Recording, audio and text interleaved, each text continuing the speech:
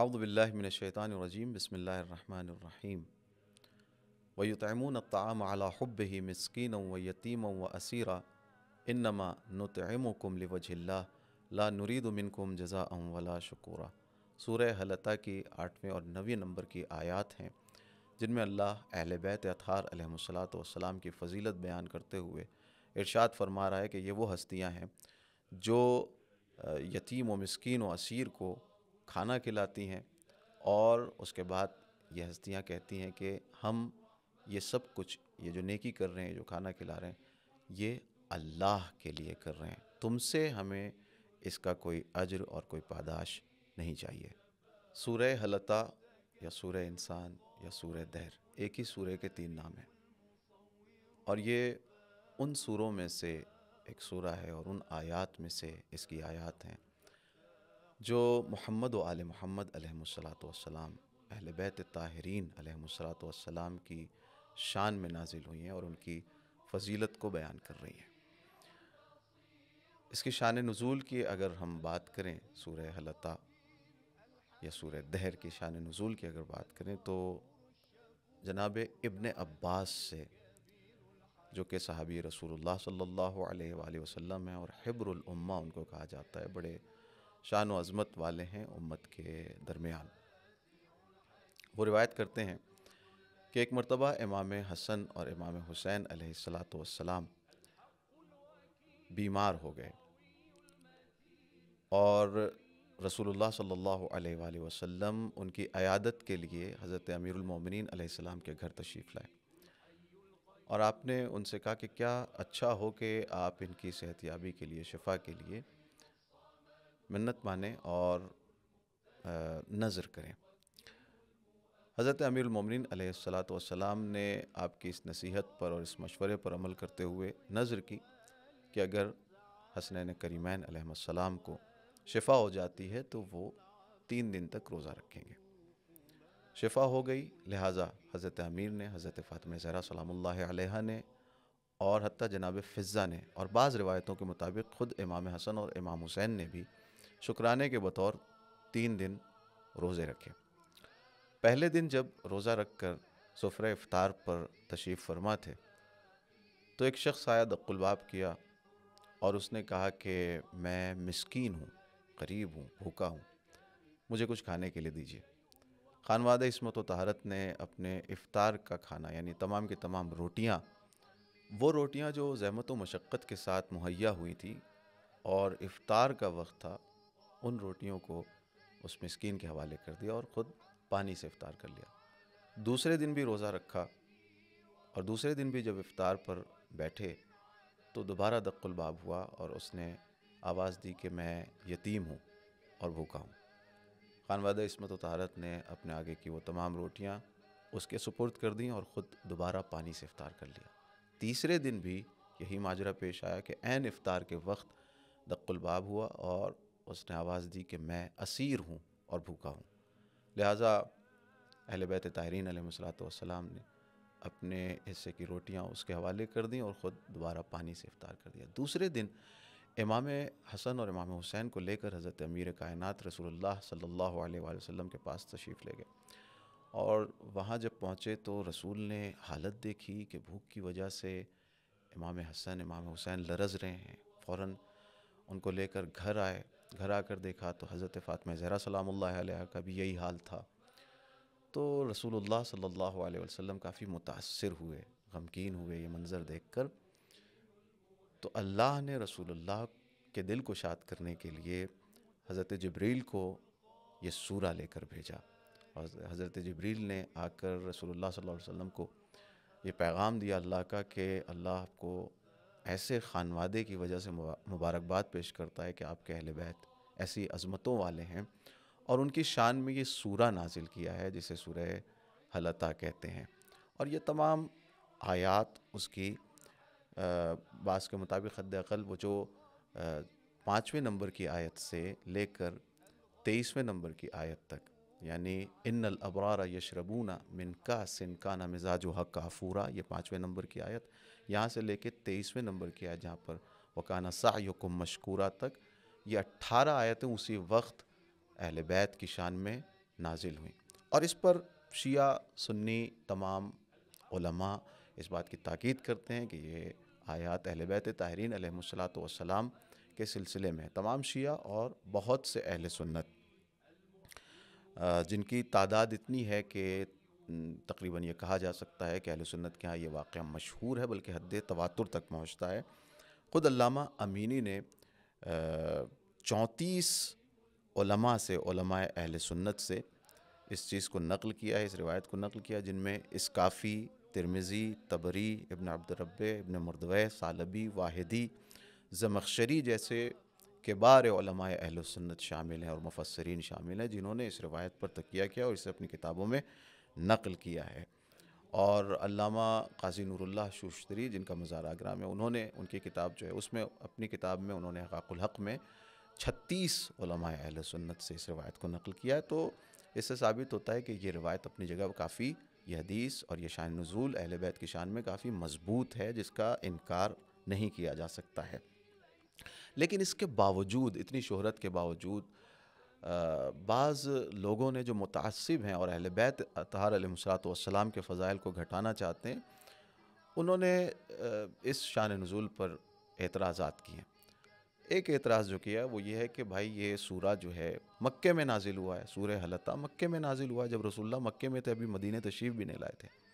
تو اگر مکے میں نازل ہوا ہے تو اس وقت تو حضرت امیر کائنات اور جناب زہرا کی شادی بھی نہیں ہوئی تھی، اور امام حسن حسین کا وجود نہیں تھا کہ جو اس واقعے کو، پورے واقعے کو آپ جو ہے اس آیت کا اور اس سورے کا شان نزول بنا رہے ہیں۔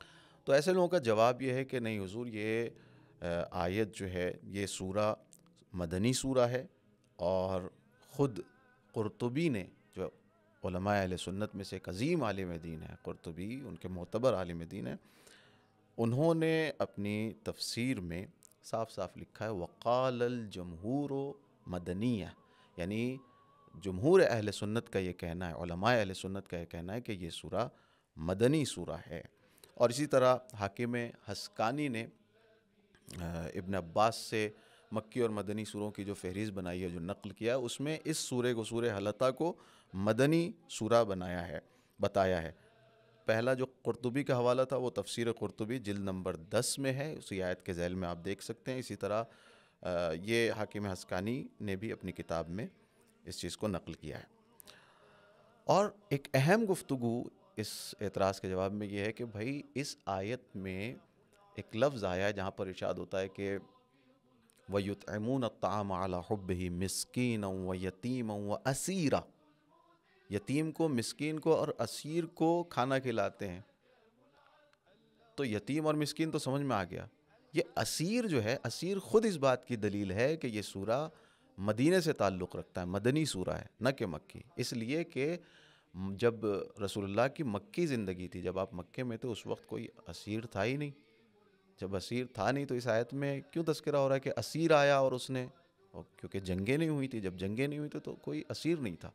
جب اسیر نہیں تھا تو کیسے ہو سکتا ہے کہ یہ سورہ مکے میں نازل ہوا ہو اور اسیر کا تذکرہ کرے جبکہ اسیر تھا ہی نہیں؟ اس کا مطلب رسول جب مدینہ تشریف لائے ہیں اور جب جنگیں ہوئی ہیں، تب لشکر اسلام نے کچھ اسیر گرفتار کیے ہیں اور لے کر آئے مدینے میں۔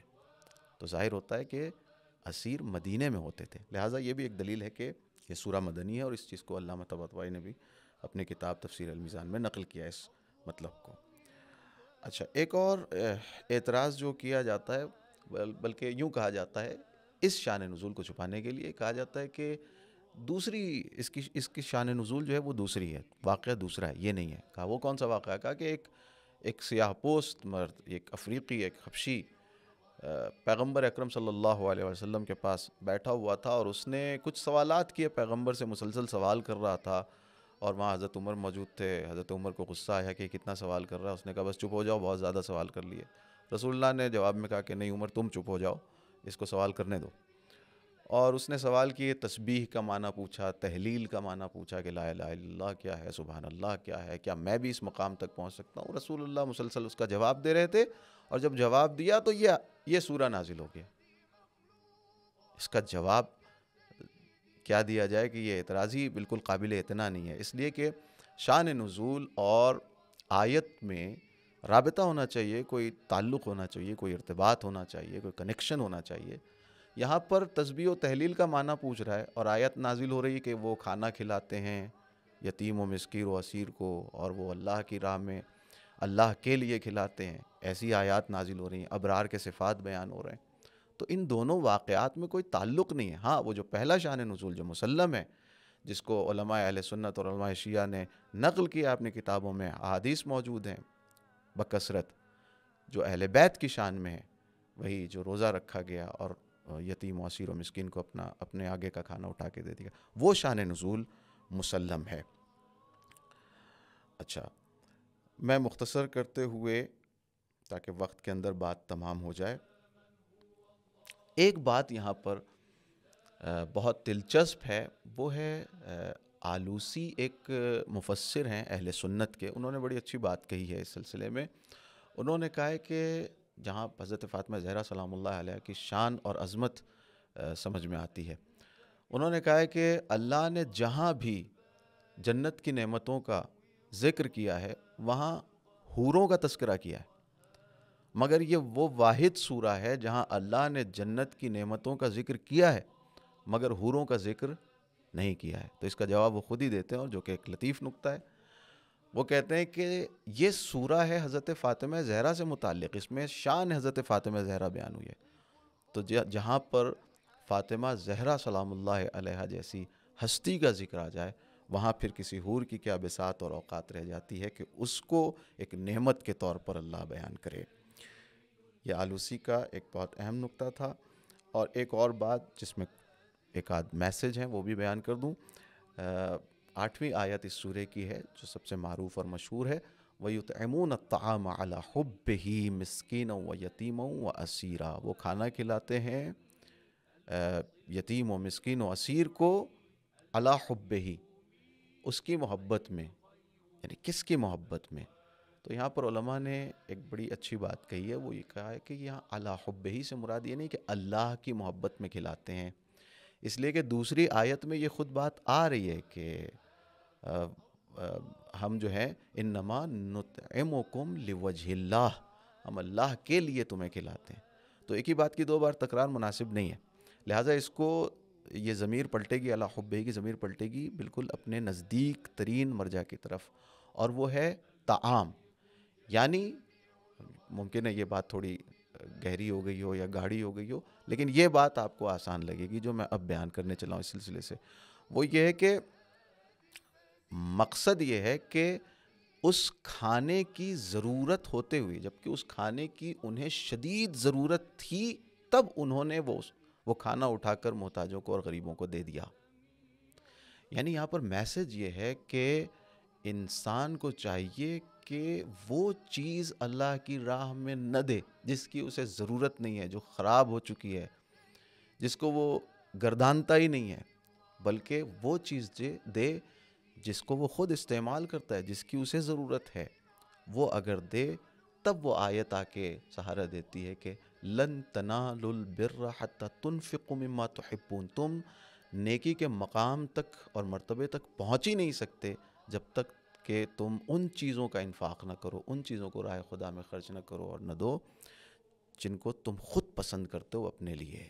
معمولاً ہوتا ہے کہ ہم اپنی گئی گزری چیزوں کو، یوزلیس چیزوں کو راہ خدا میں دینا پسند کرتے ہیں، جبکہ یہ اسلامی طریقہ نہیں ہے.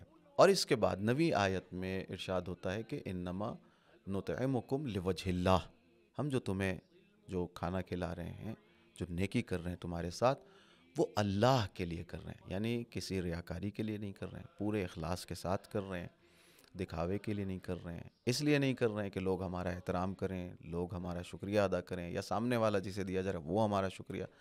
نہیں، ہم صرف اور صرف اللہ کی خاطر یہ کام کر رہے ہیں، اور اجر دینے والا پروردگار ہے. اس میں بھی یہ پیغام ہے کہ بھئی ہم جو بھی نیکیاں کرتے ہیں وہ سیلفیوں کے لیے، فوٹو کھنچانے کے لیے نہ ہو، دوسروں کو دکھانے کے لیے نہ ہو، ریاکاری کے لیے نہ ہو، بلکہ صرف اور صرف اللہ کے لیے. جو بھی نیکی ہو وہ اللہ کے لیے انجام دی جائے. ایسے اسلامی تعلیمات کی اہمیت کا اندازہ ہمیں اس وقت اور زیادہ ہوتا ہے جب ہم اپنے معاشرے پر نظر ڈالتے ہیں. آپ اگر دیکھیں تو ہمارے معاشرے میں غربت کا کیا عالم ہے. وہ ہماری آنکھوں سے نظر آ رہا ہے، ہم دیکھ سکتے ہیں، اپنے اطراف میں دیکھ سکتے ہیں، ایک شہر میں اپنے محلے میں ایک چکر لگائیں تو سمجھ میں آ جائے گا۔ گلوبل ہنگر انڈیکس جو جاری ہوئی ہے اس کی رپورٹس کے مطابق جو ہے 127 ملکوں میں سے ہندوستان کا 105واں مقام ہے ہنگر میں، بھوک میں، بھوکمری میں، قلت غذا میں، اور پاکستان کا 109واں مقام ہے۔ تو یہ حالات ہیں ہمارے معاشرے کے، غربت کے۔ بلا تفریق مذہب و ملت انسان کو چاہیے کہ اہل بیت اطہار علیہ الصلوۃ والسلام کی سیرت پر عمل کرتے ہوئے، ان کی تعلیمات پر عمل کرتے ہوئے اپنے معاشرے کے غریبوں کا، ناداروں کا خیال رکھیں اور ان کو ایک عزت مندانہ زندگی فراہم کرنے میں جتنا ہو سکتا ہے مدد کریں۔ اللہ ہم سب کو اس ماہ مبارک رمضان میں اعمال و عبادات انجام دینے کی بہتر توفیق عنایت فرمائے۔ والسلام علیکم ورحمۃ اللہ وبرکاتہ۔ ناظرین، امید ہے آج کے درس سے بھی آپ کے علم میں اضافہ ہوا ہوگا۔ حاضر ہے آج کا سوال: کس عالم نے کہا ہے کہ سورہ حلقہ اکثر اہل سنت یعنی جمہور کے نزدیک مدنی ہے؟ آپ کے آپشنز ہیں: آپشن اے حسکانی، آپشن بی علامہ امینی، آپشن سی نور اللہ شوستری، یا آپشن ڈی قرطبی۔ ناظرین، جواب دینے کا صحیح طریقہ یہ ہے: سب سے پہلے اس سوال کے جواب کا صحیح آپشن لکھیے، جیسے اے، بی، سی یا ڈی۔ اس کے بعد اپنا نام، اپنے والد کا نام، اپنے شہر کا نام، کنٹری، اور آخر میں اپنا موبائل نمبر بھیج کر ایک ہی میسج میں ہم کو اپنے میسج اپنے واٹس ایپ نمبر سے بھیج دیں۔ ہم آپ کے جواب کے منتظر ہیں۔ تب تک کے لیے خدا حافظ، فی امان اللہ۔